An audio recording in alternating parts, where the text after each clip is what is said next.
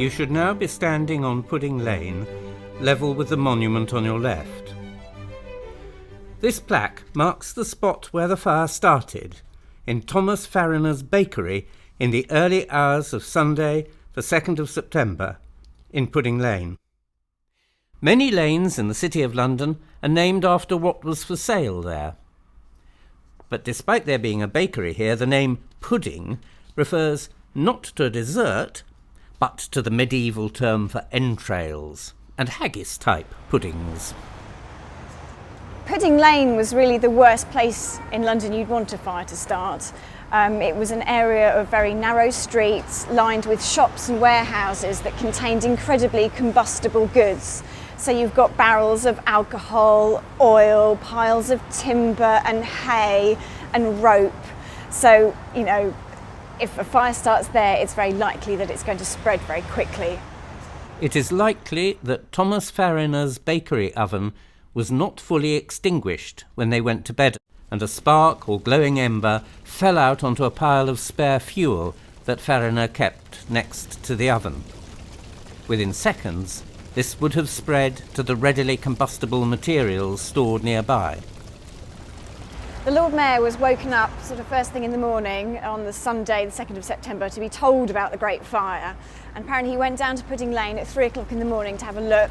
He wasn't very impressed. In fact, he declared that a woman might piss it out. So he went back to bed.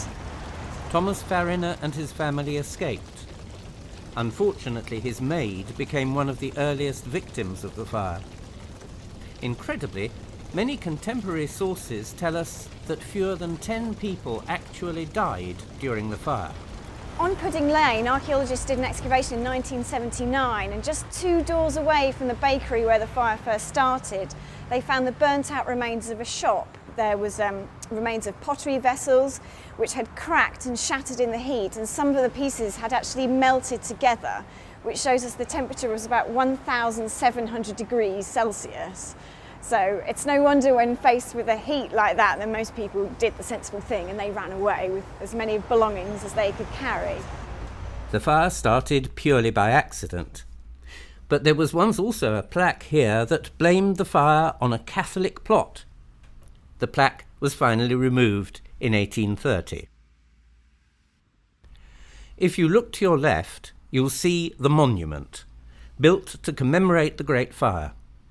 It's 202 feet high and set in a position that means if it was toppled over or laid horizontally, its tip would touch the spot where the fire started.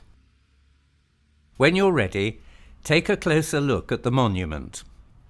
Walk round to the other side and look up at the relief.